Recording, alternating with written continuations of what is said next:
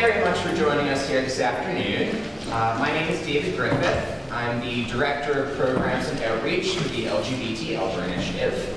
And today's program is The Doctor is In, and we're talking about bone health. So I know many of you have been to some of the Doctor is In programs before. For some of you, this may be... I'll take that a second. I just want to say these are good. But The Doctor is In is a partnership between the LGBT Elder Initiative and Jefferson Health. The Jefferson Department of Family and Community Medicine, and the Jefferson Center for Urban Health. And so each month we're covering a different health topic that is relevant to folks as they age. And so we are fortunate today to have Dr. Cooperman and Dr. Salzman here who are going to be leading us through today's presentation. So, hi everyone, Happy New Year. It's so nice to be back here again and to see some familiar faces. Again, I'm Dr. Mariana Cooperman and I have Dr. Brooke Salzman here with me.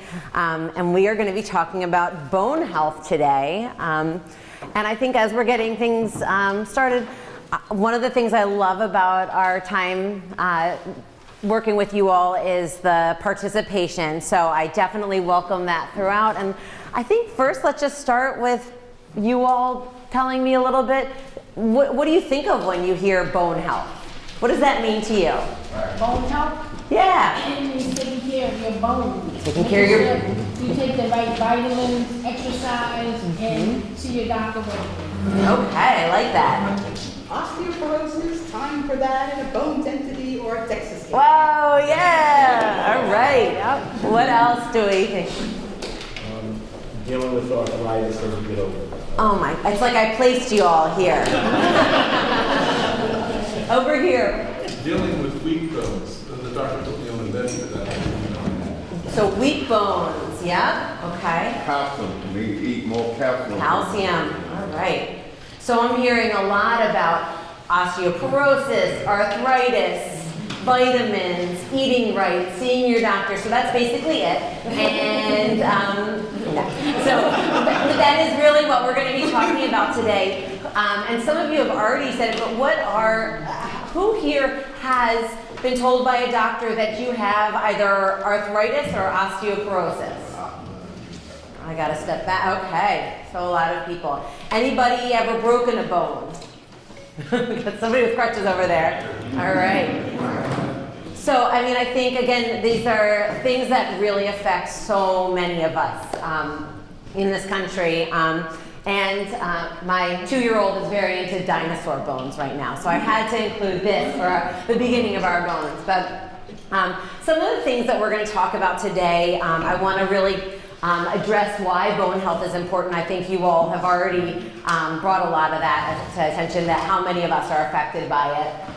We'll get into both osteoporosis and arthritis, and I'll do some defining of those conditions, really getting into risk factors and symptoms for each of those conditions, and then in terms of osteoporosis, detection for that, managing and reducing your risk factors, and then we'll touch on HIV and osteoporosis, and then also then we'll get more into arthritis, risk factors and symptoms for arthritis, management, reducing your risk for arthritis, and then overall kind of, although these are different conditions, I want us at the end to really, there's a couple of major take-home points, and I want to kind of bring it together so you all have stuff to leave here with, all right? So why is bone health important? Osteoporosis here in our country. So it's thought that by 2020, which is now not too far away, 12.3 million people in the US who are 50 and older will have osteoporosis. It's a lot of people. We know that having a broken bone from osteoporosis really affects people in many ways that can end up really leading to decreased quality of life.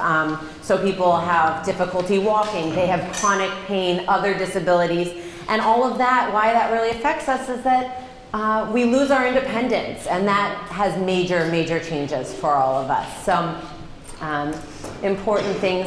In terms of who's affected by osteoporosis, I think In a lot of ways, we think of osteoporosis as being something that affects women, or but it's more common in non-Hispanic white individuals. But this is a chart that's from 2005 to 2010, and you can see these are people that have diagnosis of osteoporosis. And this goes into about a little less than 20% is what they came up with, but it affects men, women, different ethnicities. And then here, so that's osteoporosis, but then we think about people who might not have a diagnosis of osteoporosis, but when we look at their bones, they are more likely to develop osteoporosis. They have weaker bones, and you can see that here, looking at the same breakdown of men, women, and ethnicities, this now gets to almost 50% of the US population and really affects everyone. And I think when we went around the room, you can see that lots of people are affected by this. So now just to tap into arthritis, and we'll get into the definitions and everything about each of these, but think about why arthritis is important. It's estimated that 54.4 million US adults have each year are told by a doctor that they have some kind of arthritis. And people who are 65 and older, almost 50% of them are diagnosed with a form of arthritis. And again, arthritis, like osteoporosis, limits our daily activities. And it's the numbers show that almost 24 million US adults say that their daily activities are limited because of arthritis. Something that I think is not news to us and that we are always talking about, and I think in almost every one of these lectures we talk about how the population in the US is getting older, and how that means that the conditions that we're talking about here, conditions that affect older adults, how that changes things. And so since this is arthritis is a condition of older adults, as we have more older adults in our country, there's more arthritis. And so you can see here, these are statistics that were last taken in about 2016. The red, if you can tell, is up in the beginning. This is the percentage of the population who has arthritis. But as the population ages, it's expected that by 2040, 78% of the population will have a diagnosis of arthritis. So this is something that is important. It affects lots of people, and important for us to get into today. So what is osteoporosis? Isn't that when your bones get frail and it's easy to break? Yeah, that's great. So it's a disease that causes bones to become weak and more easily break, and having osteoporosis increases a person's risk for hip fractures, spine fractures, wrist fractures. And then how do we develop osteoporosis? So the way that our body works is that in order to maintain our healthy bones, the body has a way of replacing old bone with new bone. And when we're young, when we're less than 30, this process, the process of replacing bone, happens at a faster rate than we lose bone. And then what happens is that starting at age 30, which is pretty young, that reverses, and we start losing bone faster than our body's able to replace it. So you can see that if that's the process for all of us, in our natural body, osteoporosis develops when the bone loss is greater than the bone replacement. Why is there loss in the first place? Just due to cell death and recreation of cells? Yeah, that's great. How about risk factors for osteoporosis? I was going to ask about a lack of calcium. Does calcium disappear or diminish as you get older? And how important is calcium? Yeah, so I think calcium, vitamin D, our diet, having a nutrient-rich diet, which we will definitely get into, that is, yeah. What else? Exercise and activity. Inactivity, yeah. Absolutely. My other thing is a sedentary lifestyle. If you spend 8 hours in front of the computer, it's not without, people are sitting down and not. Absolutely, absolutely. Yeah, those are, I was just wondering, how important is collagen intake? collagen, that's a, I didn't hear that. he said, how important is collagen intake? I think we don't necessarily have recommendations in terms of our bone health with collagen. I know there are people who believe in collagen in terms of healthy gut, healthy digestion, healthy healing, but I don't know that we have information that 100% tells us to do it. I was just asking, isn't there more collagen in your bones than calcium? Not, that's, no, By collagen, like kind of the parts that are In your bones than calcium. I don't I think think, the collagen is kind of the parts between your bones that make the cushion, Yeah. and that tends to wear away over time. And so sometimes people take collagen supplements to kind of help build those cushions between your bones. right, and like a lot of times with arthritis and stuff, what happens is the fibers between our bones break down, but, So what is normal bone loss in an aging person? 60, 70, 80, 90. I mean, if I go to a doctor and she says I have osteoporosis, I'm going to say, well, shouldn't I? I'm 70 years old. so I I, have some. so I think we do, from talking about why, the way that the human body works, that we are all, as we age, not replacing our bone as quickly as we're But are there losing. markers?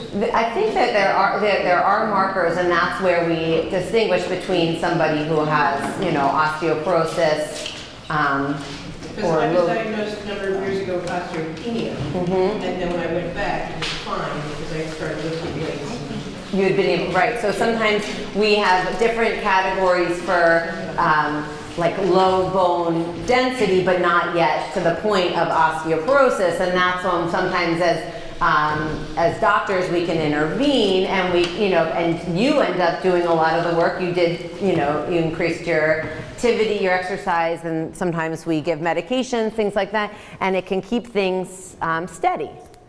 So.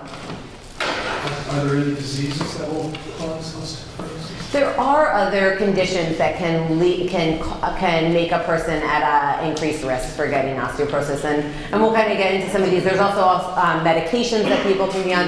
So sometimes when I think about the risk factors, I think you all hit on a lot of them, and sometimes it's the risk factors that can be changed and things that can't be changed. And I always like to think about it that way, because sometimes it's frustrating when we get told all the things that we can't do anything about. So things that we can do something about, and you guys talked about it, diet. We'll get into how to get calcium and vitamin D, but they are important in our diet. Kind of get some medications. Being on them for long periods of time can make us more likely to have osteoporosis. Things like steroids, anticonvulsants. Inactive lifestyle or extended periods of time in bed, on bed rest. And then these ones that we're always talking about, the cigarette smoking, excessive alcohol intake, we know those are also linked to having a higher risk of osteoporosis.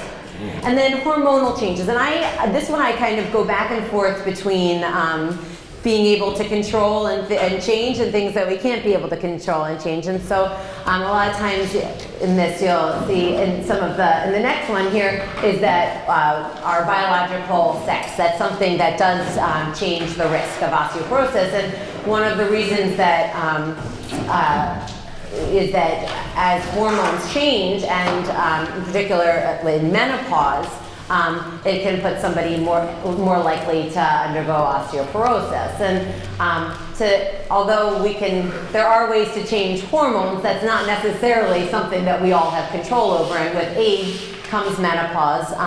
And then having low levels of testosterone can also put somebody at an increased risk of osteoporosis. And again, not always something that we have direct control over. Some of the risk factors that can't be changed, again, biological sex. We know that women are more likely to have osteoporosis than men. There's less bone tissue to begin with, and that there tends to be more bone loss, and that's associated with menopause. Age, again, another one we can't control. As we get, this is a disease of aging, and as we get older, we're more likely to have osteoporosis. Body size, and while there are things we can do to change our weight, there is a certain body type that's more likely or more prone to osteoporosis, and that's a small, thin-boned individual. Ethnicity, we know that white and Asian individuals are more likely, and that family history can also play a role in osteoporosis, and so that's another thing we can't choose that part. Can you tell me what percentage of and blacks and Asians and all them that suffer from osteoporosis? I may need to get back to you with the exact numbers of that, but I can easily, I tried to keep the statistics a little bit more broad, but I can definitely get that to Dave, and we have that information for you, for sure. All right, so since some of you have been diagnosed with osteoporosis, and even those of you who just may have heard about it, what are the symptoms of osteoporosis? Pain. Pain, okay. I was going to say that fractures are easily done, but you just mentioned. Yeah, having a broken bone. Neuropathy, ain't that play a part somewhere? Like when you have neuropathy, is that like anything to do with osteoporosis? No? No, sometimes neuropathies can be come from lots of different things. Or like pain? And so sometimes people who have issues with their back can have neuropathy. So I'm not saying it's not a symptom, but it's not the most common. It could be other things, but definitely something that's not. We want you to talk to your doctor about for sure. Okay. So I think one of the really hard things about osteoporosis is that it is a pretty silent disease. What did you say? Bone loss. Bone loss. So when we think about bone loss, there's not necessarily a symptom of that, and bone loss doesn't always hurt. For some people may have certain pain, sometimes because of the changes in the bones of the spine that can cause some back pain that might bring somebody to the doctor. We might see some changes in somebody's posture because of that, but it's not necessarily something that tells you anything, until you have a fracture. And so to say that the first sign of a disease is when you've already got a broken bone, that's difficult, and that's I think really important to talk about here, so that I think one of the big messages is that we all need to be thinking about these risk factors and think about ourselves, and to talk to our doctors about it, because there are ways to detect osteoporosis. Some of you have mentioned things to detect osteoporosis. Does somebody want to say it out again? Bone scan, yeah, exactly. I was going to also mention, I don't know if that has anything to do with osteoporosis, but there is a soda inequality, so to speak. Dark sodas have a certain acid, I don't remember the name of it, that is more effective on your brittle bones, your bones spread away, or weakening, and I didn't realize that.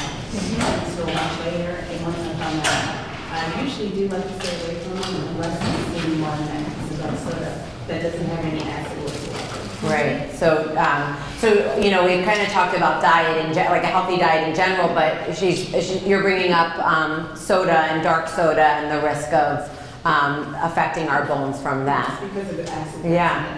I forgot which one it is, but there is a specific acid. Yeah. For brittle bones. Uh-huh. That there's a type of a component in some dark sodas that can affect your bones, and that was something that. It's a certain acid. A couple of years ago, when I had arthritis in my knee, it was terrible. It started swelling up and it was like throbbing with heat and everything. So I went to Hanneman across the street, and I was so glad that I was in so much pain. The doctor gave me one of those needles with the blue stuff inside of it and stuck it in my knee, and didn't have to worry about that. But then a few years it came back, my knee throbbing and in pain and swelling and everything. So when I went back, he gave me this white stuff and the needle instead of the blue, and I felt that it felt like I felt the pain always in the knee with the white stuff, but the blue, it works wonders. And I was very upset that he gave me that, because I could still feel that pain. With the white thing, didn't work like the blue stuff. I don't know what they call that, but yeah, right in my neck. And the blue works wonders. Yeah. All right. Well, and we'll talk a little bit more about that. I don't know if everybody could hear, but we were talking about injections in the knee and different injections that help with arthritis pain, and we'll definitely get into that. So to go back into our bone density, our bone scans, our DEXA scan is the main way that we detect for bone loss and osteoporosis, and really, it's a quick, safe, it doesn't hurt, it's doesn't require it's not like a colonoscopy that you have to prep for in advance, and it's like having an X-ray, but it doesn't have as much radiation exposure when you get it. Kind of different ones look differently, but takes a picture of the body. And a DEXA scan can do a couple of things. One thing it can do is it can tell us that somebody has osteoporosis, but it can also, kind of how we were talking earlier, it can say that somebody might not be at the level of having osteoporosis, but the bone density is less than we would expect, and they're at a higher risk of having, of developing osteoporosis, and at a higher risk of developing bone fractures. One other thing that sometimes we do is that when somebody's on treatment, we have them get regular DEXA scans, or we have some intervals where we test it and make sure that they're responding to the treatment. You had a question. Is it usually covered by your insurance? Yes, it is. All right. So who should get tested? And this is a tough one, and overall I think that it's really important to talk to your doctors about your different, your history, your risk factors, your family history, and there has been some changes, some debate about the ages that we do this. When we start, it's sort of, I think I say these things to you all every time I come, but the age that we start testing, and also the age that we might stop testing. And so I think there is general consensus that women who are 65 and older should be tested with a DEXA scan. There are some cases where people who are younger than 65, a doctor would recommend getting tested, and some of that has to do with using calculators that we can all find online, but us doctors use, that kind of pull up your risk factors and put them together, and then help us to have a conversation with you about our recommendations. There's a lot of back and forth about whether or not men should be tested, and I think in a lot of, in some settings, the men who are 70 and older or who have risk factors would be considered for a DEXA scan. So I don't think anybody should ever think that they should be left out of being tested with a DEXA scan, but it's definitely something to talk to your individual provider about. Yeah? I've had two friends that were diagnosed with multiple myeloma after a broken toe. And do these scans pick up on anything like that, or is that completely another? I don't think. Usually, like if they're looking at x-rays of, say, your back, they might see a lesion that's different than a fracture that may suggest multiple myeloma. or we might find that on blood tests. But the DEXA scan in and of itself is just looking at the density of the bones. So it might be able to pick up multiple myeloma. Yeah. Is this a thing called osteoneurosis? Osteonecrosis? Necrosis? It's a deteriorating bone disease. Yeah. There is something called osteonecrosis when sometimes when the blood supply to the bone is blocked and that part of the bone can die. Okay. All right. Thank you. All right, so given lots of information about our risk factors and how hard this can be on individuals, so how do we manage the risk? How do we manage it and how do we reduce the risk? So exercise, nutrition, quitting smoking, avoiding excess alcohol, and preventing falls. And I know that Dr. Reeves gave a lecture a couple months ago, a great one about preventing falls. And so that is something that is important in all of this too. And then there's medications for osteoporosis. So I think it's important, and we're not going to get into the details of all the different medications, but it's important to know that there are medications that your doctor might talk to you about, and that no medications cure osteoporosis, but they can do two things. One, they can decrease the rate at which the bone loss is happening, sometimes increase some of the bone formation, and then some individuals will be given them once they have a diagnosis of osteoporosis, and some individuals might be given them if they are thought to have a high risk of developing osteoporosis or having fractures. And the most common medication that we see people on, but not the only medication, are bisphosphonates. And again, this is something that I would talk to your doctor about if you think that that's something that you would need. And a lot of this is based on our bone scans. And then I wanted to do just have a slide here about HIV and osteoporosis. And you had asked up front if there are certain conditions that are associated with osteoporosis. And we do know that individuals with HIV are at increased risk of osteoporosis, and there's different reasons that put them at a higher risk. And some of that is the HIV infection itself. And then there are certain medicines that individuals are treated with who have HIV that might put you at risk for having osteoporosis. Now, this risk factor, so one of the things that we know about individuals living with HIV is that we're living longer with HIV. And because osteoporosis is a disease of older age, we know that it's going to be more common to have osteoporosis. And so staying healthy with HIV does include staying healthy with osteoporosis and still reducing one's risk using some of the other things like exercise, diet, quitting smoking, reducing alcohol intake, all of that. Is it all antacids or certain ones? Antacids. Acids were calcium rich and actually good indeed.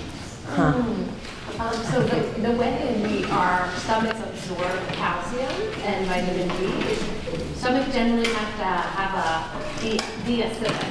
And so when we take antacids, it lowers our absorption of those important vitamins and minerals that we need. So generally, if this is antacids, that's like folate, right. So when they decrease the acid in your stomach, even if you're eating calcium and vitamin D, you absorb less of it. because the acid helps to break it down. I couldn't hear that. Did you say that the antacids would decrease the pH and with less calcium absorption? Exactly. On the calcium, when you have arteries, they start getting closed. Isn't that calcium that's doing it? Kind of a different different part of our, different calcium than the calcium that we're absorbing through our digestive tract. Oh, Yeah. so if we take this in private, we don't have to worry about vacuuming the arteries. Take the sip. For osteoporosis, if we increase our calcium, Increase your we calcium. don't have to worry about it narrowing our arteries. Right.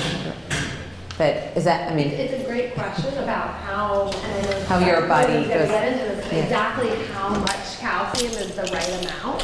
And the pendulum swings back and forth because too much calcium is associated with some deficit, with some deposits in our arteries that could put us at increased risk for coronary artery disease. And so that's why some people think that we should try to emphasize getting calcium from natural means through our diet versus taking too much calcium through vitamins.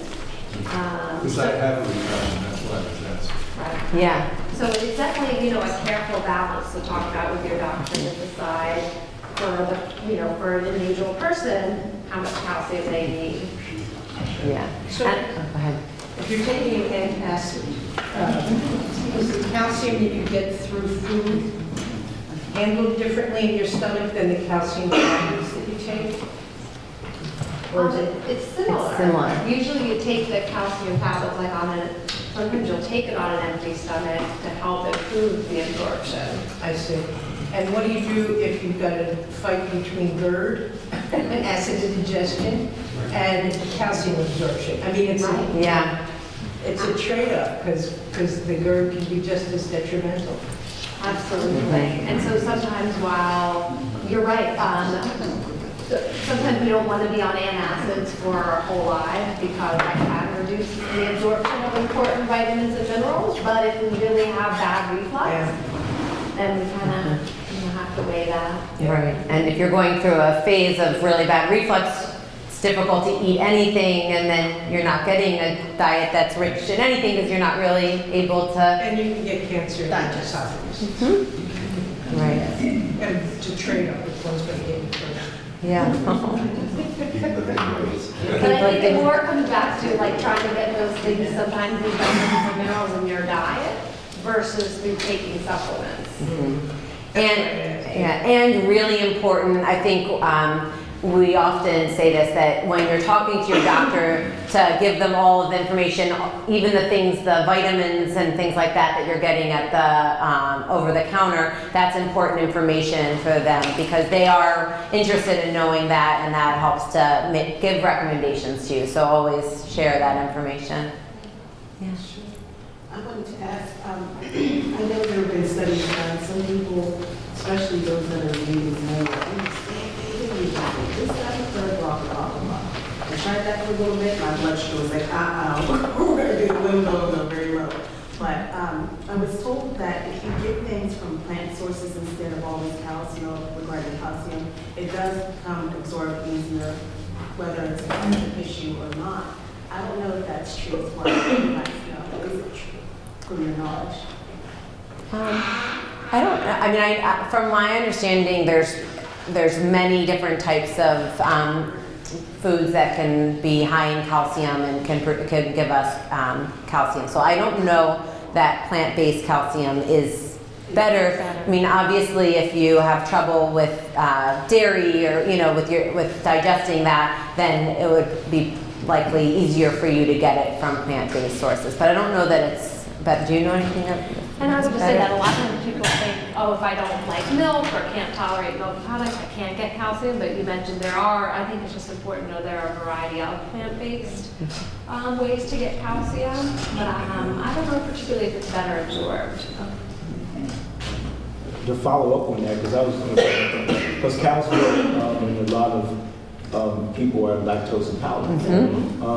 So you have to compensate. I don't drink cow's milk, but I do like almond milk, soy milk, and look for the ones that are higher. I use almond milk. And I think you increase your leafy green vegetables and things like that. Yeah. So you kind of have to compensate But the other thing I was going to do in terms of acid is, I'm a big believer in apple cider vinegar. Take it to increase the acid balance, and that's what my doctor says. I would look into that maybe and ask your doctor about apple cider vinegar every day and how that helps your bones and absorbing food. But it's something, it's like nature's, for me, it's nature's wonder thing without the side benefits that you get from that. That's great.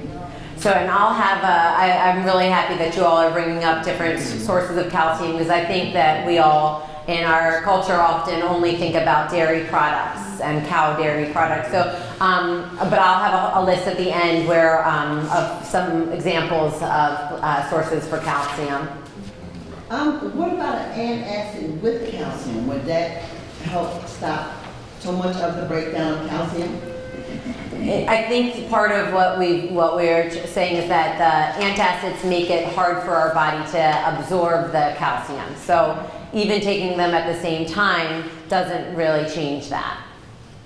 But again, going back, it is a trade-off. If we're having a lot of discomfort, we might need to be using an antacid, and just knowing that it's not something that we necessarily want to be on forever, and to take breaks. Yeah? What's the difference between calcium and calcium citrate?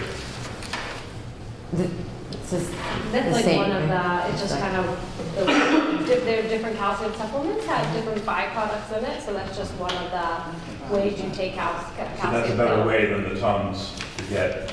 I mean, I'm just Googling and talking about taking Tums for calcium supplements, and they don't recommend that. Right, no. If you're taking a calcium supplement, you would take the calcium bicarbonate because it is better absorbed than the same Tums. So that's a better form of calcium to over the counter.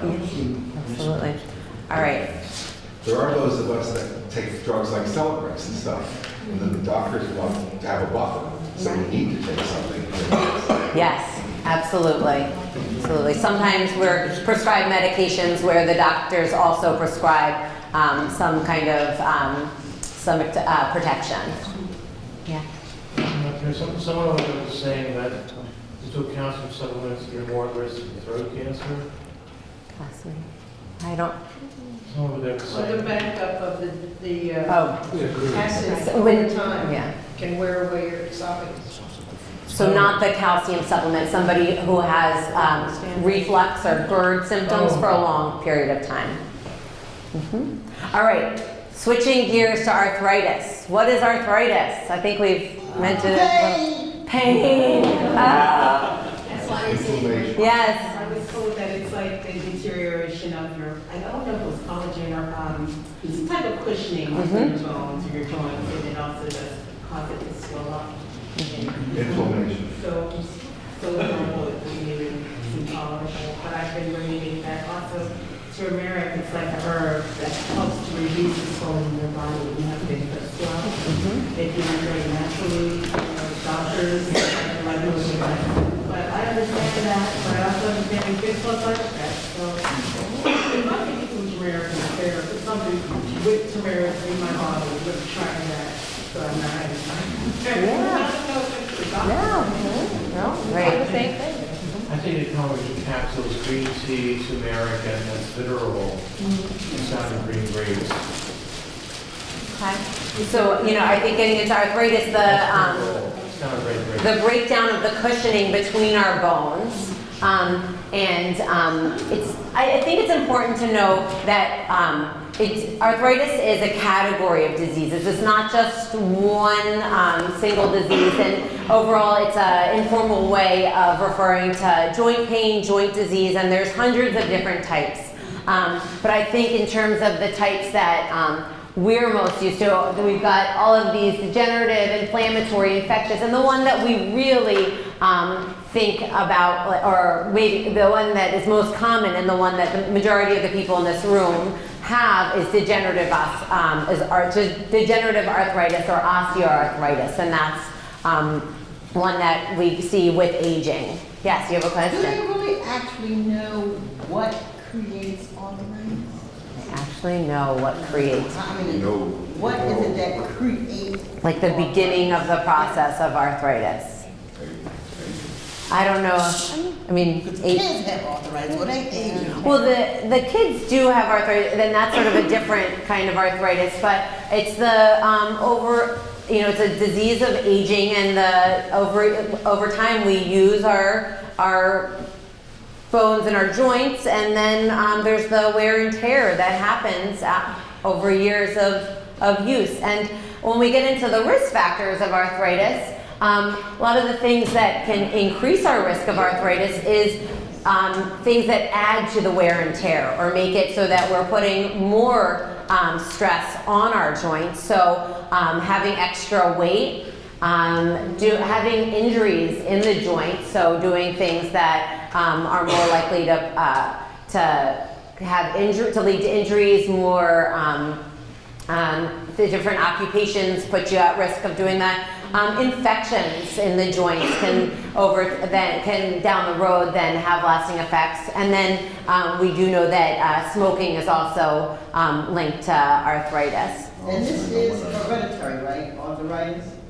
So some cases can be linked to, you can see that it's more common in certain families. And then other risk factors that we aren't able to control are biological sex, our age. As I said, it is something that happens with age. Go ahead. I was also told this rumor that if you stay and leave your fingers and stuff in the cold, that it can lead to arthritis. I don't know if that's true. Is that really malarkey or is it true? I don't know if that is being something that would lead to arthritis. Yeah. When you say sex, is it men or women? So women are more likely to have arthritis. Yeah, sorry. Yeah. When I was growing up, my mom said if you wear wet clothes outside, that causes arthritis. Also, I think that's part of this. if you have surgery on, like I had surgery on my neck, on my spine, and I know when it's swollen. It's a form of arthritis in my neck, my back, my spine, my knees, my ankles, and my elbows. And that is a form of arthritis. Right, and it's very painful. That's why I try not to be out in the cold, or I try to dress extra warm. Extra warm. That's really common that people say that changes in weather affects their joints. Yeah. Rain or cold. Whether that's because of the pressure, the moisture, so many things. It's actually not, that aspect isn't really a well understood thing, but I think we hear that all the time. Absolutely. So symptoms of arthritis. So unlike osteoporosis, which is pretty silent, as some of you have alluded to, arthritis is not so silent. It is painful, right? And things that we think of with arthritis, and I think a lot of you've mentioned most of these: the swelling, the pain, the stiffness, decreased range of motion of our joints. And I think it's important to know that arthritis, some people experience symptoms all the time, but like you said, there's certain times that symptoms of arthritis may get really bad, and then they may become quiet for a while. So it's not something that's always exactly the same. Things that severe arthritis can do, arthritis, we all throw around this term a lot, but there are significant disabilities that occur because of arthritis. It can lead to chronic pain, inability to do the things that we want to do every day, walking, climbing the stairs, and it can cause permanent joint damage. So how do we manage arthritis? And I think, and I'll get into some safe physical activity things to add to our daily routines. But I mean, one of the best things, and it's in some ways counterintuitive, and I see so many patients with arthritis pain, and when I say that one of the best things they can do is increase their activity and move with it, but to be able to do that when we're in so much pain is really hard.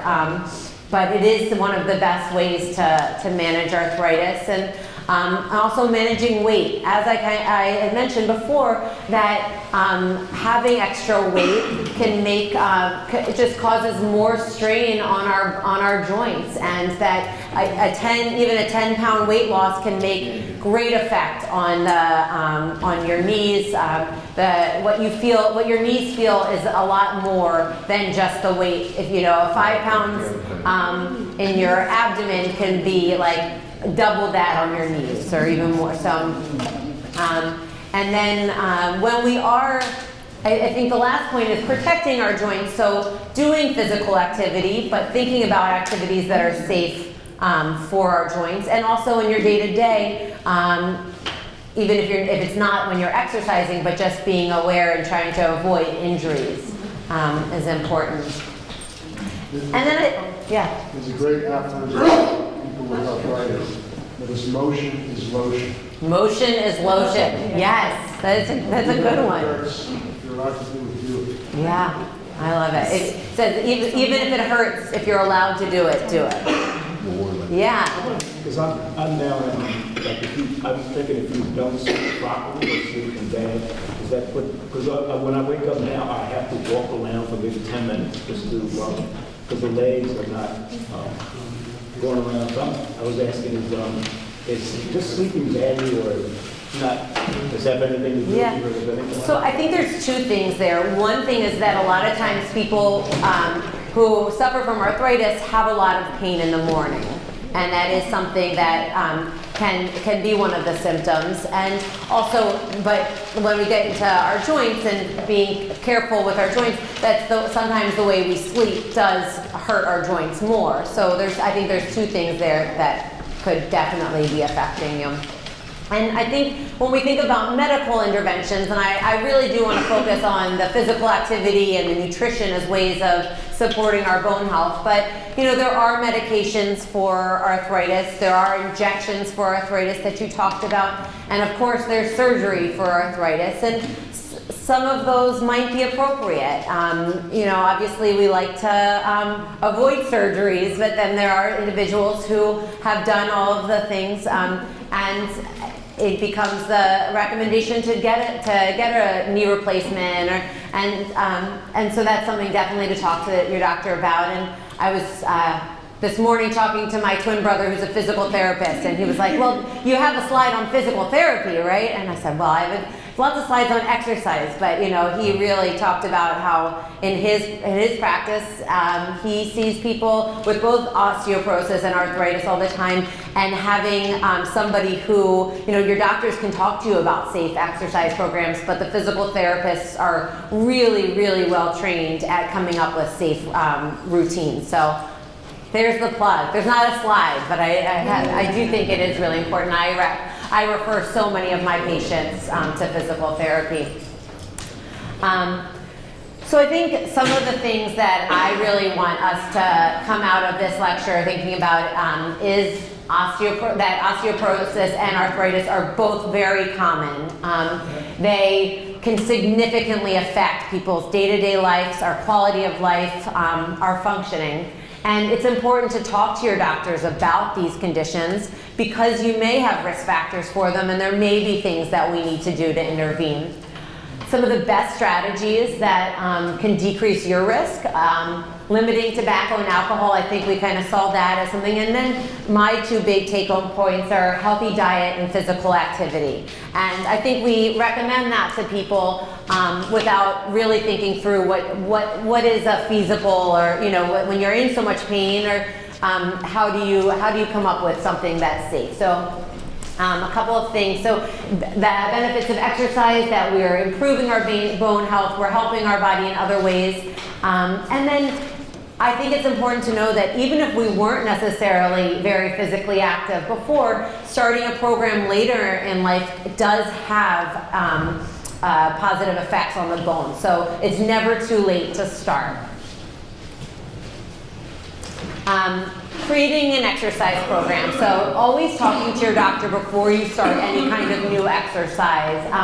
And the general recommendations, they say 150 minutes per week, so that's about 5 times a week doing exercise for 30 minutes. And moderate intensity, stuff like walking, yoga, those are good examples of things that are safe and can help our bones. So moderate intensity, low impact, and weight bearing are the kind of keywords. And those are the things that, you know, everybody's pain, everybody's symptom, kind of disease is different. So that's where getting involved with a physical therapist who can really evaluate where your pain is and what your functional abilities are can really help you come up with some stretches, weight lifting, you know, different activities that would be safe for you. And then these are the SMART tips for arthritis, but so some ways easy to remember. The SMART is, the S is start low, go slow. The M is modify your activity. This is specifically for arthritis, but you know, when your pain comes, you can modify your activity. Try to stay active. So, you know, just what we were talking about before. Thinking about activities that are joint friendly. So the things that are like walking or yoga, recognizing safe places and ways to be active. And then T, talking to a health professional about it. And then, oh, go ahead. Most people who are older, almost everybody has Medicare, some people have Medicaid. And most people with Medicare also have a supplement. And almost all the supplements include free benefit of being able to go to a program called Silver Slippers, which is activities for modified. Most of the gyms have some Silver Slippers program. I've never been to one in the past, but I recommend them. So, and great. It's free. That's great. And I don't know if everybody heard it, but talking about Silver Slipper programs being free for a lot of Medicare, but something to look into. And then healthy diet. So, and this is could be a lecture in itself, but you know, there are a lot of what we've been trying to stress now with our patients is not just taking supplements and vitamins, but really getting those nutrients and vitamins from our diet. And especially when it comes to our bones, and calcium and vitamin D. And I think there was a time when we were saying, take lots of vitamin D and calcium and just, we didn't even think about the amounts. And now there's really changes when it comes to the recommendations that we have for how much of each. And so the daily recommendations for calcium is 1,200 milligrams. And vitamin D is 800 to 1,000. And all of this kind of is for somebody who has, without diagnosis of osteoporosis necessarily or a fracture. I think in the next chart, I'll kind of break down some of the calcium-rich foods.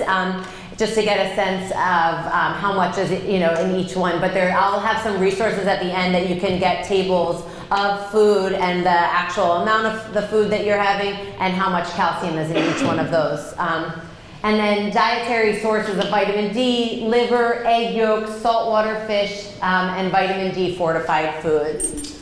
And then here are some, the list went on and on, but I tried to pick a few of, from different categories. So vegetables, collard greens and kale, soybeans are calcium rich, broccoli, and then some fishes like sardine and salmon and shrimp. We've got our dairy products that I think we are all more commonly associated, so yogurt, cheese, and then there are, with the milk alternatives that we were talking about earlier, they are often fortified with calcium. Beans, oranges, the list goes on and on. What I was seeing is that like one serving of for instance, like broccoli, like 1 cup of broccoli had about 300 milligrams. So not enough necessarily for a day's worth, but you could see how you could kind of take these different foods and put them together. And I think important when you're seeing your doctor to let them know, all the forms that we fill out when we're new patients says, what is your diet like? What is your physical activity like? And this is important stuff to share with your doctor so that they can know if you're getting this in your diet or not, and ways to help improve that. Question? Yeah. Why baked beans versus just say cooked beans? I'm not sure about the answer to that. That is what they listed in terms of, that was the most of the, in the bean section. I wanted to have more than just veggies, but yeah, I don't know I don't have an answer for that. There's so many resources, but I think I'll include these, and I always send these slides to you all so that you can access the websites. The National Osteoporosis Foundation, the Arthritis Foundation, and some of the U.S. Department of Health and Human Services, the AIDS info from the NIH, talking about the links between osteoporosis and HIV. And then we have time, maybe a minute or two? We take 1 or 2 questions. Okay, to take 1 or 2 more questions. You still didn't answer when I was telling you about when I had the arthritis and everything, and my knee is swelling, and I told you that the blue ointment that they give me, the needle in your knee, middle of your knee, and it took the pain away, it did good. And when I went back a few years, I had the same problem with the knee, and they give me this white stuff. And that didn't do so good. Yeah. So, this gets into the medical treatments for arthritis, and there are injections that we do sometimes give to individuals, and it's, there's different kinds of injections, and people have different experiences with the different injections. And I'm not exactly sure which ones you were getting, but there are different ones. There's steroid injections, there's hyaluronic acid injections, but what's important is that some people have immediate relief from the injections. Some people, that lasts for months and months and months, and some people, it doesn't last. And sometimes one kind will work, and sometimes the other one. So it's hard to say exactly why that happened for you, but that is pretty common, that sometimes an injection will work and sometimes it doesn't. And we will work with our patients to, when we're doing injections, when we see them again, we'll check in and say, how long did that last you? Because that's really important information, because it doesn't always stay that way. And sometimes we have to change the treatment and use a different kind of injection, and sometimes injections stop working too. Yeah. One more, yeah? Can I, if you go below the joint of the thumb, down in here, I'll have pain on cold days. And if I exercise it, it goes away. Is that related to the joints, or is that something? Yeah. Your thumb joint is actually down here. Oh, okay. Right? Yeah. Like we think of it up here, but that joint But is it's here. right below it that I feel. Right. That's actually where the joint, the bottom part of the thumb joint is. And that's actually one of the most common places to get arthritis. Oh, okay. Good job exercising it. Yep. Hi, I have a number of orthopedic issues, and arthritis, of course, and blah, blah, blah. And I believe physical therapy is something greatly, what I learned is that you learn it, and you continue to do it. Yes. And one of the best things I have found for me is that when you're still in bed in the morning, your body's warm, and it stretches easier. So do like 5 or 10 minutes of stretching, and you'll get out of bed much easier. That is great, yes. Start the day. Yeah. Did everybody hear that? That's great. A lot of people say that their pain is worse either when they've been in one position for too long, or when they've overdone it and have been, doing too much walking. So if you've been in bed all night, it's great to kind of do those morning exercises to get things moving. I agree. When you go to physical therapy, they put warm cloths on you, warm you up, so you're already warm under the covers. Yeah. And I do like that about reminding everybody about physical therapy, that it's not necessarily having to go to the facility for month after month after month, but learning some really safe routines and then bringing that into practice in your own home or own gym. I think we want to wrap here for just out of respect for everyone's time. But maybe if you can say, yeah, we can say, yeah, if there were any questions that weren't answered. Please give a nice round of applause. Thank you, everyone. Thank you all. Yeah, thank you.